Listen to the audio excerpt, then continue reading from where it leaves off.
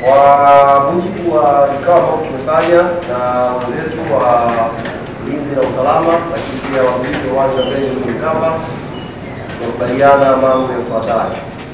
Kwa kuwa mchezo wa kesho hakuna kiingilio, mageti yatafunguliwa saa 4 kamili asubuhi. Mageti yatafunguliwa saa 4 kamili asubuhi na mageti yatafungwa saa 8:30 mchana. Yatafunguliwa saa 4 kamili asubuhi na mageti yatafungwa saa 8:30 mchana. Kwa hiyo mageti yanawahi kufunguliwa na yatafungwa saa 8:30 mchana ni kuhakikisha watu wawahi mapema msongamano wakati wa kuingia, na pia tuepuke msongamano wa njia wakati timu zikiwa zinakuja uwanja wa Benjamin Mkapa. Hilo ni jambo muhimu, nikasema niwajuze, na ni vyema wanachama na mashabiki wa klabu yetu Young Africans na wapenzi wa mchezo wa mpira wa miguu kwa ujumla wajue kesho wanatakiwa kuwahi Benjamin Mkapa mapema na saa 8:30 mageti yatafunguliwa, kwa sababu tunaamini muda huo tayari uwanja utakuwa umeshajaa. Lakini ndani, ili watu wasiboreke, kutakuwa na burudani mbalimbali.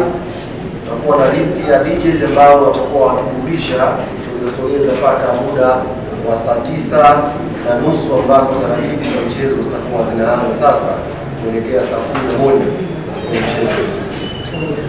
Nje ukifika asubuhi, tumefungua mageti mengi pasavyo, lakini kutakuwepo na magari maeneo ya karibu na kuingia uwanjani. Haya magari tutakwenda kuyapiga picha na asubuhi tutakwenda kuonyesha maeneo ambayo tumeyaweka. Kwa mujibu wa taratibu za pale, sasa hivi ukifika unatakiwa upite kwenye ile gari. Kutakuwa kuna watu wasiopungua watapita, watakabidhi tiketi yako, utakwenda moja kwa moja mlangoni. Hakuna room ya kuchukua tiketi alafu kwenda kunywa maji au juisi nje. Kuchukua tiketi, unaingia kwenye foleni, unaingia moja kwa moja ndani ya uwanja wa Benjamin Mkapa. Niombe sana Tanzania ambao wanakuja kesho, kushara kuhusu ustaarabu, kushara kuhusu ungwana, kuanzia tunapotoka majumbani, tunapofika uwanjani, kufuata maelekezo yote yanayotolewa na wenzetu wa ulinzi na usalama, na tukiingia pia ndani tuende kwa lengo la kushangilia mpira. Tusiende kwa malengo ya vurugu, tusiende kwa malengo ya kutaka kwenye mechi hizi za mashindano ya CAF, lakini pia sio hali za kiungwana kwenye viwanja vya mpira wa miguu.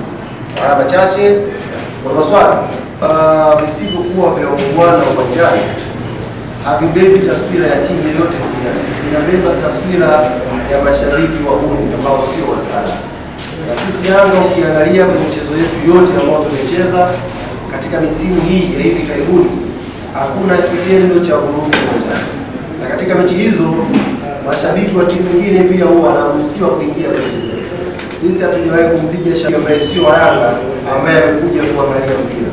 Hata Silver Strikers wana mashabiki wao na Wamalai wanaishi hapa Tanzania, watakuja kuiunga mkono timu yao. Hao pia wanatakiwa wawe wastaarabu. Tuje pale tufurahie mchezo, na mwisho wa siku atakayekuwa bora atapata matokeo mazuri, tunakwenda nyumbani tukiwa salama. Mpira tunakwenda kushindana kwa dakika 90. Zikiisha dakika 90, kila mmoja anatakiwa akumbuke usalama wa mwenzake, rudi nyumbani tukiwa salama.